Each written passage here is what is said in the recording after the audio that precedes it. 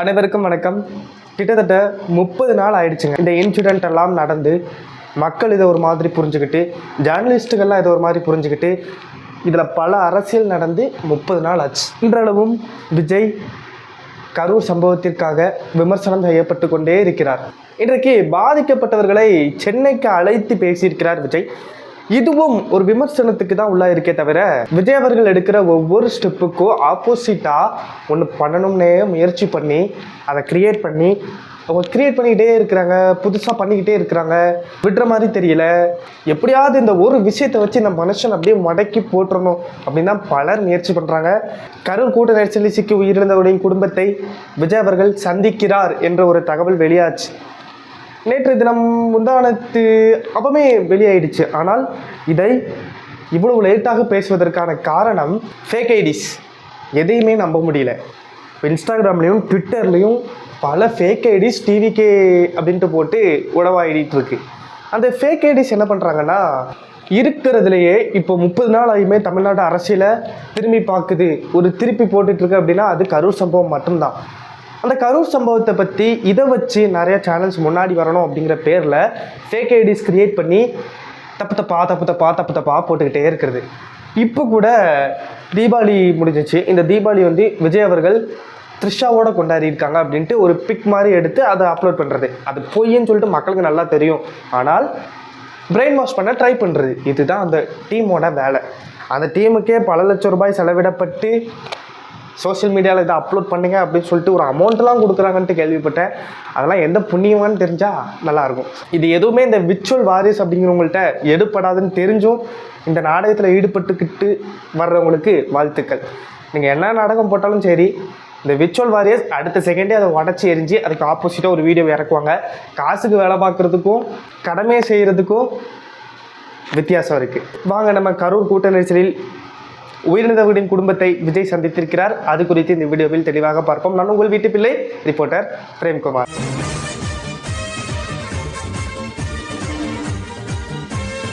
முதலாவதாக கடந்த மாதம் 27ஆம் தேதி, இன்னைக்கு 27ஆம் தேதி முடிச்சு கரெக்டாக 30 நாளுங்க.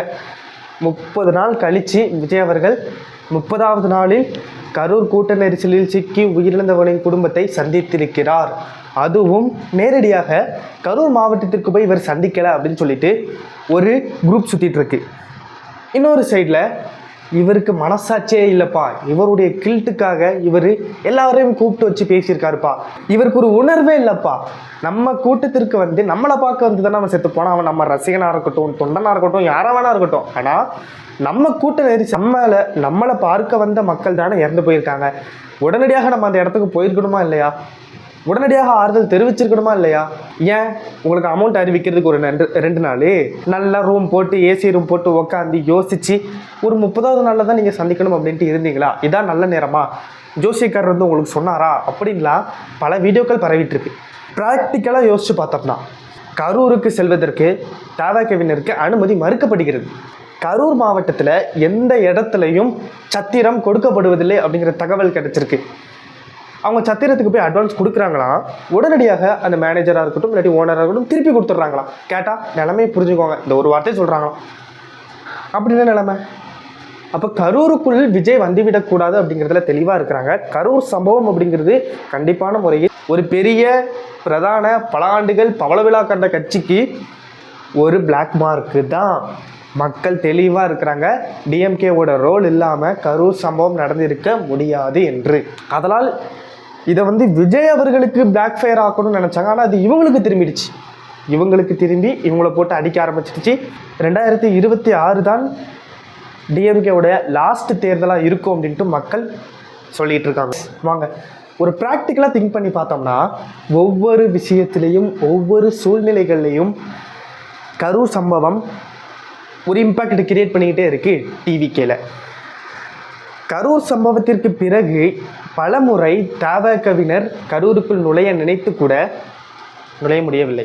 உயிரிழந்தவர்கள் ஒரு குடும்பத்தை சேர்ந்தவர்கள், 2 குடும்பத்தை சேர்ந்தவர்கள் என்றால் நேரடியாக யாருக்கும் சொல்லாமல், மீடியாவுக்கு சொல்லாமல் போய் நைட்டாக சந்திச்சுட்டு ஃப்ளைட் ஏறி வீட்டுக்கு போயிடலாம்.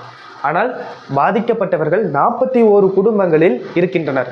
இந்த 41 குடும்பங்களில் இருக்கின்றனர் அப்படின்ட்டு பார்க்கும் பொழுது எல்லாருடைய குடும்பத்தையும் ஒரே இரவில் சந்திப்பது என்பது அசாதாரியமான ஒன்று. அங்கே நேரடியாக போய் சந்திப்பது கடினம். இல்லாட்டி நம்ம முதலமைச்சர் பண்ண மாதிரி போஸ்ட்மார்ட்டம் பண்ணும்போது எல்லார் பாடி அப்படி வச்சு அப்படி ஒரு ஃபோட்டோ எடுத்துகிட்டு அதை ஹெட்லைன்ஸுக்கு கொடுத்துட்டு கிளம்பி போயிருக்கணும். அதை பண்ணலை, இப்போ பண்ணுறது அவ்வளோதான். ஒரு குடும்பத்தையும் நேரடியாக சென்று சந்திப்பது என்பது காலதாமதத்தை ஏற்படுத்தும். அதே போல் இவர்கள் அங்கே சென்று அன்றும் ஏதாவது நடந்தால் சும்மா விட மாட்டாங்க. இதுக்கே போட்டு கொந்தளிச்சிட்டு இருக்கிறாங்க. காசு கொடுத்தா கொந்தளிக்காங்க, அது வேற விஷயம். ஆனால் சும்மா விட மாட்டாங்க. அந்த ஒரு காரணத்திற்காக மட்டும்தான் கரூருக்குள் இன்றளவும் தமிழக வெற்றிக் கழகம் நுழைய பயப்படுகிறது. இருந்தவங்கள சந்திக்கலை அப்படிங்கிறதுக்கு இன்னொரு ரீசன் நான் சொல்கிறேன். கரூர் மட்டுமல்ல, கரூரை சுற்றியுள்ள பகுதிகள், ஈரோடாக இருக்கட்டும், திருப்பூராக இருக்கட்டும், அங்குள்ள பகுதிகளில் உள்ள மக்களும் இறந்திருக்கின்றனர். 41 பேர் அப்படிங்கிறது கரூரை மட்டும் சேர்ந்தவங்க கிடையாது, அதை சுற்றுவட்டார மாவட்டங்களில் சேர்ந்தவங்களும் தான் இவங்க. அப்படி இருக்கும் பொழுது எல்லாரும் குடும்பத்தையும் தனித்தனியாக சென்று சந்திப்பது மிக சிரமம், கடினம். இப்போதுள்ள சூழ்நிலைக்கு அது ஒத்து வராது என்று தகவல் தெரிவிக்கப்பட்டிருக்கிறது. லாஸ்ட் வீக்காகவே அவங்க சொல்லியிருந்தாங்க, ஒரு அக்டோபர் 3rd வீக்கில் 2nd வீக்கில் சொல்லியிருந்தாங்க, நாங்கள் கரூர் செல்கிறார் விஜய், திங்கட்கிழமை அனைவரையும் சந்திக்கிறார் அப்படின்ட்டு ஒரு ட்வீட் வந்துச்சு. அது கன்ஃபார்ம் ஆச்சு.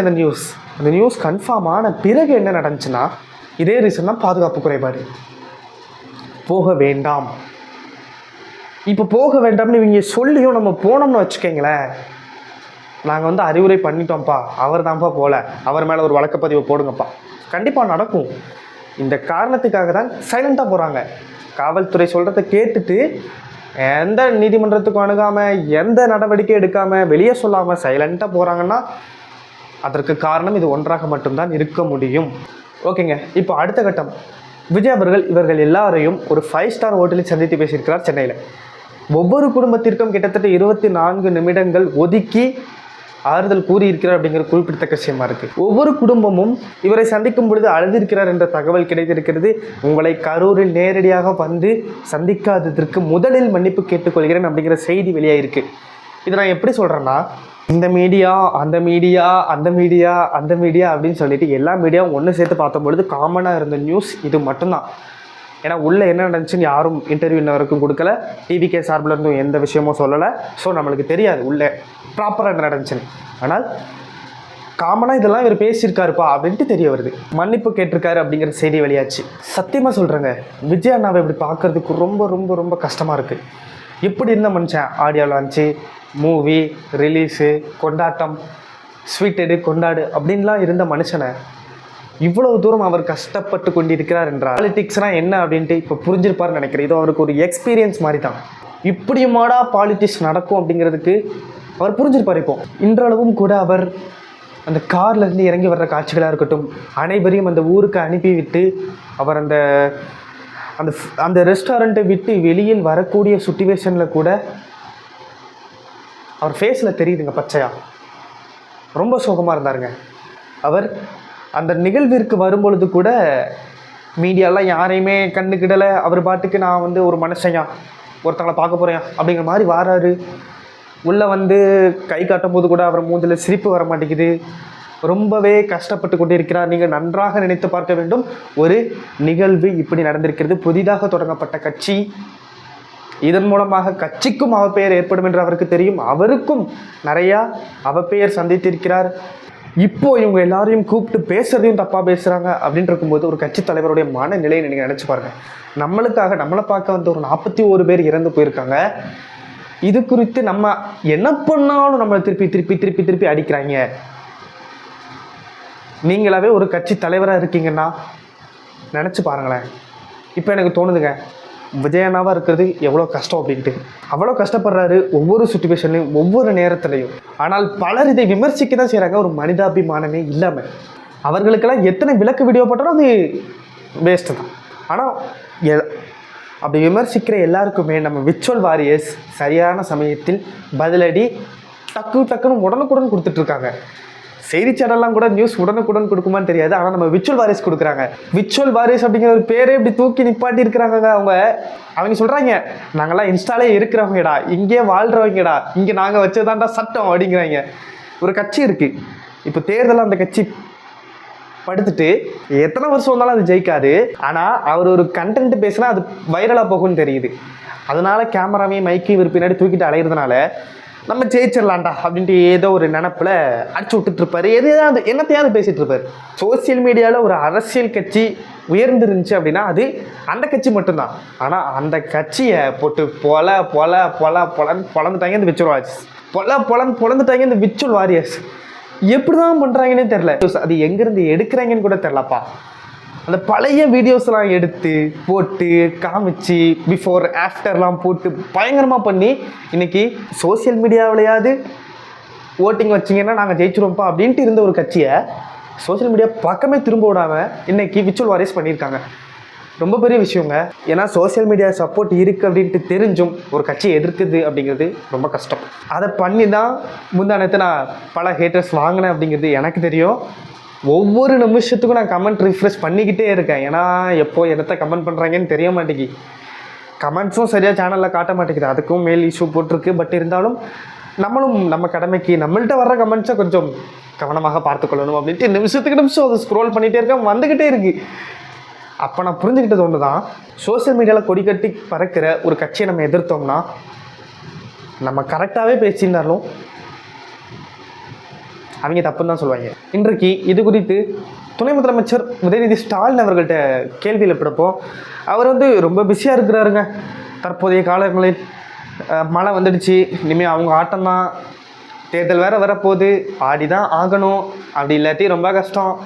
அதனால் மழை வந்துச்சு அப்படின்னா கையில் பிடிக்க முடியாது. எல்லா தொகுதிகள்லையும் அவங்க ராஜ்யம்தான். ஆனால் என்ன வைக்கிற கோரிக்கை தான் ஏற்றுக்கொள்ள மாட்டாங்க. துணை முதலமைச்சர் உதயநிதி ஸ்டாலின் இரவு பகல் பாராமல் உழைத்து கொண்டிருக்கிறார். இன்று அதிகாலை வரை அவர் ப்ரெஸ் மீட் நடத்தியிருக்கிறார். அவர் தூங்குவாரா என்று கூட தெரியவில்லை. இன்ஸ்டாகிராம் ரீல்ஸை பார்ப்பதற்கு கூட எப்போது டைம் இருக்கும் என்று தெரியவில்லை. ஆனால் ரீல்ஸ் பார்க்கிறார், அதை ரீஷேரும் செய்கின்றார். இதெல்லாம் எப்படின்ட்டு தெரியல, ட்விட்டு போடுறாரு. ஆனால் இரவு பகல் பரவாமல் உழைத்து கொண்டிருக்கிறார் இப்போ உதயநிதி ஸ்டாலின். அதில் எந்த மாற்று கருத்தும் இல்லைப்பா. என்ன அவருக்கு தெரியாது 2026 நம்ம க்ளோஸ் அப்படின்ட்டு. ஆனால் வைக்கிற கோரிக்கை தான் நிறைவேற்ற மாட்டாங்க. எங்கெல்லாமல் போகிறாங்க, என்னெல்லாம் பண்ணுறாங்க. அடுத்த 10 நாட்களுக்கு பெரிதளவில் மழை இருக்காது. மழை பெய்தால் கூட எந்த பிரச்சனையும் இருக்காது. நம்ம சென்னையில் எவ்வளோ மழை பெஞ்சாலும் அது வடிகால் மூலமாக வடிந்து விடும். ஸோ பிரச்சனையே கிடையாது. நாங்கள் இத்தனை கோடி ரூபாய் செலவழிச்சுக்கணும், இனிமேல் தான் வருவாங்க. போன தடவை அதுக்கு முன்னாடியே சொல்லி மாட்டிக்கிட்டாங்க. இந்த தடவை மழைலாம் பெஞ்சு முடித்து அதை சுச்சுவேஷன்லாம் பார்த்துட்டு இத்தனை கோடி ரூபாய் செலவாச்சு அப்படின்னு சொல்லிட்டு கணக்கு போட்டு கொடுத்துருவாங்க. இதான் நடக்க போகுது, வேணால் எழுதி வச்சுக்கோங்க. அவர் அவ்வளவு பிஸியாக ஓடிக்கொண்டிருக்கும் நபர். அவரிடம் சென்று நீங்கள் தேவைக்கு குறித்து கேள்வி எழுப்பினீங்க அப்படின்னா அவர் எப்படி பதில் சொல்லுவார்? பதில் சொல்லிட்டா தான் இந்த விர்ச்சுவல் வாரியர்ஸ் சும்மா விட்டுருவாங்களா? அது அவருக்கே தெரியும். அதனால தான் கேள்வி எழுப்பினப்போ பதிலே சொல்லாமல் அப்படியே நைசானவுண்டு போயிட்டார். ஆனால் இவருக்கு தெரிந்த இந்த நாகரிகம் இன்னொருத்தருக்கு தெரியல. அவருக்கு ஓரளவு புரிஞ்சிருக்கு, நம்ம இவங்களை பற்றி பேசக்கூடாது, நம்மளை மொத்தமாக முடிச்சு விட்ருவாங்கன்னு தெரியுது. அப்படி தெரிஞ்சாலும் செய்தியாளர் கேள்வி எழுப்பினோடனே, ஐயா சாமி நான் கருத்தும் தெரிவிக்கல, ஒரு மயிரும் தெரிவிக்கல, சத்தங்கடாமல் இரியா அப்படிங்கிறாரு. அதோடு அவர் விட்டுட்டு போயிருக்கணுமா இல்லையா? மறுபடியும் அவர் என்ன சொல்கிறாரு? ஒரு அண்ணனாக, ஒரு தம்பியாக தான் கூறியிருக்கும் தனிப்பட்ட கருத்தை கூட அவர் மேடையில் வைத்து என்னை கேலி செய்யும் விதமாக விமர்சிக்கிறார். இது எந்த விதத்தில் நியாயம்? ஐயா, உங்கள் கட்சியில் இருக்கக்கூடிய சாட்டை துறைமுருகன் அப்படின்ட்டு ஒரு சேனல் இருக்குது. அந்த சேனலில் அவரை பற்றி போடாத வீடியோஸே கிடையாது. பிள்ளைய சாட்டை கிள்ளி விடுவார், தொட்டிலே நீங்கள் ஆட்டுவீங்க அப்படின்னா எந்த கட்சி தலைவனாவது இதை ஏற்றுக்கொள்வானா? இது உங்களை பற்றி விமர்சனம் வச்சுட்டா மட்டும் ஆளும் கட்சி பற்றி பேசுங்க, நாங்கள் ஆட்சியிலேவா இருக்கிறோம், ஆட்சியில் இருக்கக்கூடிய கட்சியை பற்றி பேசி புகார்களை கொடுத்து அவங்களை கீழே இறக்க பாருங்கள், நாங்கள் ஆட்சியிலே இல்லாத கட்சி எங்களை பற்றி எதுக்கு பேசி கொண்டு இருக்கிறீங்க அப்படின்ட்டு கேள்வி எழுப்புறீங்க. அப்போ நீங்கள் எதுக்கு தேவைக்கவை பற்றி பேசிகிட்டு இருக்கீங்க சொல்லுங்கள். எப்பா கரூர் கூட்ட நெரிசல் சம்பவத்திலேயே தேவைக்கவை பற்றி அடித்து விட்றது நீங்கள் மட்டும்தான்ப்பா, அடித்து விட்றது உங்கள் சேனல் மட்டும்தான். இவ்வளவு தூரம் பண்ணுறீங்க, அப்போது உங்கள் மைண்ட் செட் தான் என்ன? இது மூலமாக தமிழக வெற்றிக் கழகம் அதோடைய பேர் கெட்டு போகணும். கட்சி ஆரம்பிக்கிறதுக்கு முன்னாடி நாங்கள் ஒன்று பேசுவோம், கட்சி ஆரம்பித்ததுக்கப்புறம் பேசுவோம். அவர் கூட்டணி இல்லைன்னு சொன்னதுக்கப்புறம் அவரை மேலே ஏறி மிதிப்போன்னு சொல்லி மிதிச்சுக்கிட்டு இருக்கீங்க. விர்ச்சுவல் வாரியர்ஸ் கையில் நீங்கள் தப்ப முடியாது. அந்த கட்சியில் இருக்கக்கூடிய யாரும் இங்கே அரசியல் செய்ய வந்தவர்கள் மாதிரியே தெரியவில்லை. ஒரு பட்டிமன்றத்திலையும் ஒரு நகைச்சுவை பேச்சிலையும் பேசுகிற மாதிரி தான் மேடையில் பேசுகிறது. நீங்கள் ஒன்று நல்லா நினச்சி பாருங்கள், 234 தொகுதி இருக்குது தமிழ்நாட்டில். தனித்து நின்று திமுகவால் கூட வெற்றி பெற முடியாது. ஆனால் நாங்கள் வெற்றி பெற்றே தீருவோம் அப்படின்ட்டு ஒரு கட்சி நின்றுட்டுருக்கு. எப்படிங்க நடக்கும்? இது வரைக்கும் ஒரு கவுன்சிலர் கூட கிடையாது அந்த கட்சியில். எப்படி நடக்கும் சொல்லுங்க? கூட்டணி வச்சாதாங்க அது வெற்றி கூட்டணியாக இருக்கும் என்று எதிர்பார்க்கப்படும். கூட்டணியே போடாமல் அதிமுகவே தனித்து நின்னாலும் வெற்றி பெறுவது கடினம். எவன் புத்தியை தீட்டுறானோ அவன் மட்டும்தான் அரசியலில் வர முடியும். அரசியலில் சீமானவர்கள் பேசக்கூடிய கருத்துக்கள் எல்லாம் பிரமாதமாக இருக்குது. ஆனால் அப்பப்போ தான் என்ன லைட்டாக மெண்டலாகிடுறாரு, திடீர்னு கத்துறாரு. அவர் என்ன பேசுகிறாருன்னு அவருக்கே புரிய மாட்டேங்குது. மித்தபடி அவர் நல்ல மனுஷன் தாங்க. மாடுகள், ஒரு மாடு தன்னுடைய தாயிடமிருந்து பால் குடிக்கிறது என்றால் அதெல்லாம் ஓகேங்க, பெர்ஃபெக்ட்டுங்க, சூப்பருங்க. ஆனால் அந்த நிலைப்பாட்டில் தொடர்ந்து இருக்கணும். ஒரு நாளைக்கு விஜய் பேரை கெடுக்கணும், விஜய்க்கு சரிசமம் வரணுங்கிற பேரில் அஜித் அவர்களுடைய பேரை யூஸ் பண்ணுறது, இன்னொரு நாளைக்கு அஜித் அவர்களை கீழே இறக்கி விஜய் அவர்களை உயர்த்தி பேசுறது, எல்லாம் என்ன பழப்பு? இதை தொடர்ச்சியாக ஒரு பணியாக வைத்தே செய்து கொண்டிருக்கிறது நாம் தமிழர் அப்படிங்கிற ஒரு கட்சி. பார்க்கலாம் இந்த விர்ச்சுவல் வாரியர்ஸ் வெர்சஸ் நாம் தமிழரில் யார் ஜெயிக்க போகிறாங்க அப்படின்ட்டு. அதே போல் நம்ம சேனலில் வெதர் ரிப்போர்ட் கொடுக்கவிருக்கிறோம். ஒருத்தர் கேட்டிருந்தாங்க, மழைக்காலமாக இருக்குது, ஒரு இடத்துக்கு போனாலே ரொம்ப கஷ்டமாக இருக்குது. இப்போ நியூஸ் சேனல்ஸ்லாம் போய் பார்க்கும்போது 4 மணி நேரம் 5 மணி நேரம்னு சொல்லி அந்த பேட்டியை லைவ் போடுறாங்க. அதில் எங்களுக்கு ஒன்றுமே புரிய மாட்டேங்கி. ஸோ ஒரு 30 செகண்டில் ஈஸியாக புரிகிற மாதிரி வெதர் ரிப்போர்ட் கொடுங்க அப்படின்ட்டு கேட்டிருந்தீங்க. கண்டிப்பான முறையில் நாளையிலிருந்து நம்ம வெதர் ரிப்போர்ட் கொடுக்க போகிறோம் ஷார்ட்ஸில் ஒரு 30 செகண்டுக்கு. அதுக்குன்னு தனியாக பிளேலிஸ்ட் க்ரியேட் பண்ணிடுவோம். நம்ம அப்லோட் பண்ணுற டேட்டை பொறுத்து தான் அன்னைக்கான வானிலை நிலவரத்தை நம்ம சொல்ல போகிறோம். அதில் எந்த கேப்ஷன்ஸும் கொடுக்க போகிறது கிடையாது. டேட்டு மட்டும் தான் இருக்க போது. வெதர் ரிப்போர்ட் வரப்போகுது. காலை 7 மணிக்குள் அந்த ரிப்போர்ட் உங்களுக்கு கைக்கு வந்துவிடும். நீங்கள் பார்த்து தெரிந்து கொள்ளலாம். ஓகேங்க, நான் இந்த வீடியோ இதோட முடிச்சுக்கிறேன். இந்தியாவிலும் தமிழ்நாட்டில் நடக்கிற நிறைய விஷயங்கள் பற்றி உங்களுக்கு தெரியல வருத்தப்பட்டு இருக்கீங்களா? Don't worry guys, Premkumar subscribe பண்ணி வச்சுக்கோங்க. நான் உங்களை அடுத்த வீடியோ சந்திக்கிறேன். Tata bye bye.